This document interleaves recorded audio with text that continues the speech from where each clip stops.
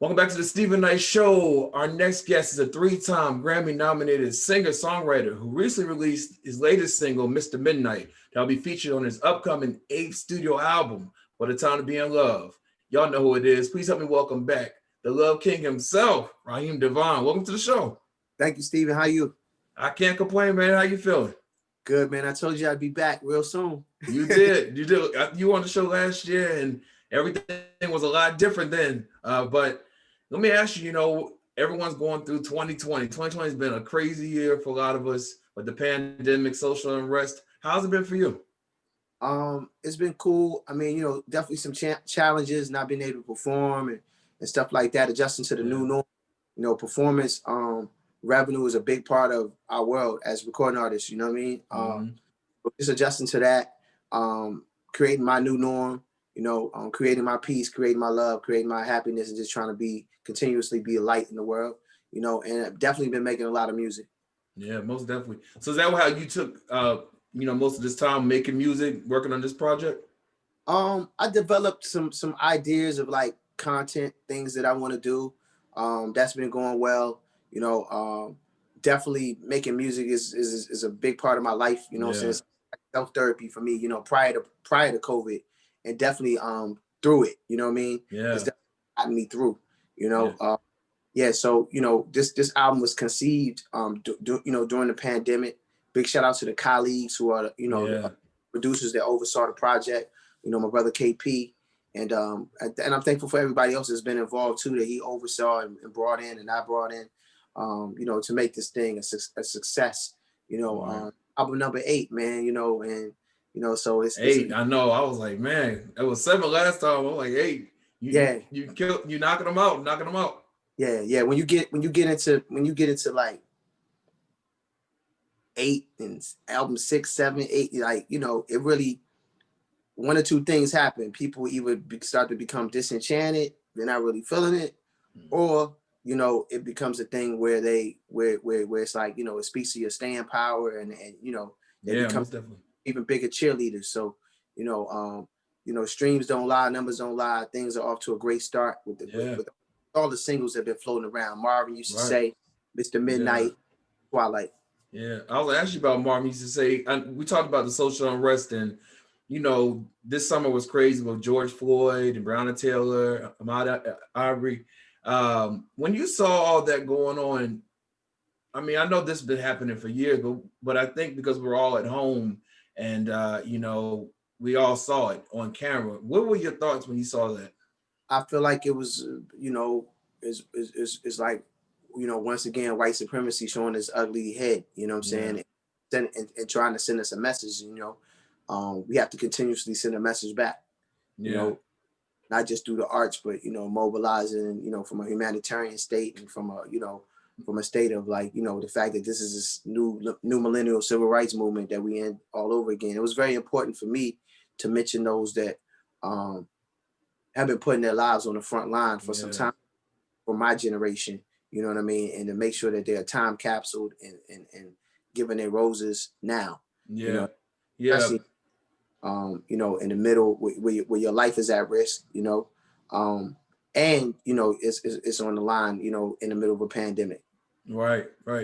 When you saw, because after George Floyd, it seemed like the whole world galvanized, like it wasn't just Black people, it was white, Black, Hispanic, Indian. They came out. Did that give you hope that we might be hitting the corner, or do we still have a long way to go, do you think? I mean, at this point, I'm not looking for hope. I'm looking for results. You know what I mean? That's the frustration that we feel, you feel in the street, and it has its own. It's like results or else, what I mean? What else?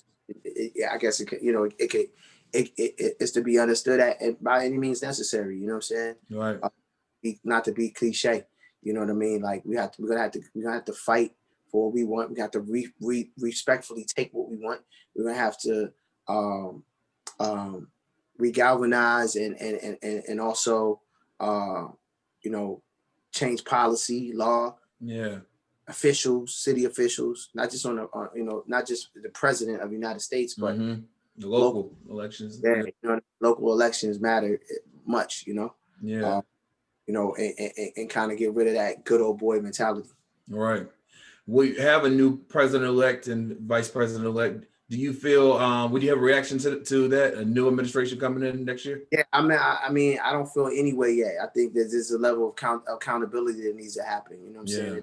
You know, having a new president, you know, the fact that Trump will be out will not, it doesn't change what needs to be restructured and changed. You know what I'm saying? And now, you know, for the individuals that we did vote for, you know, for Biden, you know what I mean, and vice president elect, like it's they got a lot of pressure on them. Yeah, pressure's on. You know, now you're in Yeah. the hot. You wanted the job. Yeah. Now you got to do the your most job. votes of any president in recent history. Yeah, you got job, and you got to be of service to the people. Facts. Well, let's talk about Marvin Used to Say, because I love that song and the visual for it. You know, it's pretty much not a playoff, but, you know, referencing what's going on by Marvin Gaye. Here, that song is nearly 50 years old and it's still relevant to today. Tell us why it was important for you to not only do the song, but put it out right now during everything that's going on. It was important, man. I just, you know, I think that's what's expected of me. Mm-hmm. I assume that's what's expected of me. Right. You know, as an artist, our job is to create art, content. You know what I mean? I know the video you're speaking of is a lyric video. Mm-hmm. Yeah, and you know, so it's, you know, it's the record is self-explanatory, but it you know, to be clear, you know, it's message music, it's movement music, and it's also a tribute record to Marvin Gaye, who was one of my influences. You know. Mm-hmm. Yeah. And the new song, Mr. Midnight, just listen to it. It's a bop for sure. Their voice is all, I mean, you know, his voice speaks for itself. But you say it's Mr. Midnight is a tastefully sensual as well as inspired by Black love. And I predict it'll be one of the sexiest songs of 2020. I agree with you. Tell us about this song. 2020 is like, you know, the decade, real talk. You know what I mean? Like, you know, I want that. For me, this record hit like when, you know, I heard "Sexual Healing" for the first time. You know, as a kid, that's move. That's how I wanted to hit when it's coming. That's what the mood moment put me in. Yeah, so you know what I mean. So it's like, you know, music is forever when it's forever and it's timeless when it's authentic and it just cuts through. And I just hope that that's the, you know, the spirit that it invokes when people hear it. That's, you know, the album is very sexy. You know, it's conscious, it's Black. You know, the whole album is a bop in terms of like if you're the type of person that's looking for ballads and loves balladeers and slow jams and slow jam after slow jam, playlist, aka your playlist to do your thing. Like, this is definitely the vibe for you. Right, most definitely. Tell us, because you work with the colleagues they produced the whole album with you. What was that chemistry like working on that project? I mean, working with them on this project. I mean, we locked in, man. You know, he'll send it over, and I just knock it right out. You know what I mean? You probably would have to speak to him to kind of get his perception of it. I never really asked him what it's like. Working with me, how we work, and like, you know, I work fast. You know, he'll hit me and say, "Yo, check your email," and then typically within 24, 48 hours, I hit him back and be like, "Yo, check your email," or sometimes I'll just send it and I won't text him, and then you know, I get the emoji, you know, fire. Right. Or like OMG, or, you know, that type of thing. And I'm thankful, man. It's a connection, and we build outside of music at this point. You know what I'm saying? We talk about our families. We talk about how we can be better spiritually. We challenge it. You know, I constantly challenge him creatively. He takes direction so well. So I say, "Hey man, I want to make a record like this," or "Hey man, I want to do this," or "I never did this in my career yet. Now I'm into making records that I never made." Like, you know what I'm saying? Like, and keys and that I haven't sang in before, and like, you know, or vocal arrangements and structures of the song, like, you know, just kind of really thinking it out and going back to the formulas that have always worked since the beginning of time. As a soul music and Black music, I'm going back to those formulas, you know. Yeah. So when they get to the last song, 14 songs on the album, when they get to that last song, what do you want your fans to take away from the album? A newborn baby. Yeah, right. You know, Black love, man. You know, and all types of love. You know what I'm saying? Let me be clear. You know, but I'm just speaking from my perspective. You know, through my lens scope. You know, we deal with so much. You know what I'm saying? The idea of that for us is always it's like torn to shreds. You know what I'm saying? Or it's like, you know, it's like, you know, you can't be you know, it's power in words. You know what I'm saying? So it's, you know what I mean? I'm not trying to be in demon mode. You know what I'm saying? I ain't not else's vibe. That's your vibe. That's your vibe. That's your energy. But it's power in words. You know what I'm saying? Like I'm in love. I'm in GOAT mode. I'm in a higher frequency of light mode. You know what I'm saying? Like, and so I want that to, you know, I want that to pierce through, you know, and cut through. You know what I mean? It's nothing wrong with having records that are sexy and seductive and you know what I'm saying? And that allure of you know, that euphoric electric feeling, you know what I'm saying? That, you know, you feel when you with somebody and the right things playing in the back. You know what I'm saying? Yeah. Creating the bed for the right conversation, you know what I'm saying? The right type of intimacy, because the dopest intimacy is not the actual physical act of it. It's also all the elements that happen before. The vibe, most definitely. So that's the vibe, you know? Yeah. Let me ask you, because last time I talked to you, you seemed a little, not burnt out, but just, you know, you told me about some of the people had kind of done you wrong, you know, wrong business people at some point. And that to me, you seem that you still love the music. You know, you still love the music, but you seem like, but you remember you said something to me about in 5 years, you don't want this to be the main thing you're doing. Do you feel that this pandemic gave you time to take a break and, you know, being at home? And do you have a resurgence? You know what it is? I think what you were feeling was the fact that I don't want to do, I want to be in a place where I can make music, and it's not because I have to make it in order to survive. Got you. And as an independent artist, you know, I don't have, you know, and that's things that I'm learning, and you know, you grow, it's growth, you know what I'm saying? And, you know, learning about, you know, wealth and managing your funds better and nature, maybe having some other type of residual income, you know what I'm saying? Coming in. But so that's it came from that space, you know what I'm saying? I got you. Yeah, I mean, I got enough music to drop some every 9 months for the next 10. You told me that too. You know, and so I'm just showing and proving. I told you I'd be back. You know what I'm saying? February might be back. You know what I'm saying? May might be back again. Right. Well, listen, like, you always welcome. You always welcome. You know that. So it's showing prove time. I know, you know, I know my peers see the interviews, you know, not that I'm in competition with my peers. I'm really in competition with myself. I want to go down in history. It's like, you know, 23 of this, you know what I'm saying? MJ, like what I, you know what I'm saying? Right. So in order to do that, I have to fail, you know what I'm saying? But as long as I get a multitude of wins, if I can get 4 times the wins versus the L's, I'm good. You know what I'm saying? Like I'll take a no. I'll take a no until I get a yes. You know what I'm saying? Or I'll get overlooked until I'm the guy that you have to call. Most definitely. You know what I'm saying? It's it. So you know, and for me with that, that makes it a marathon and not a sprint. You know what I'm saying? And I'm able to like kind of pace myself and be on cruise control creatively.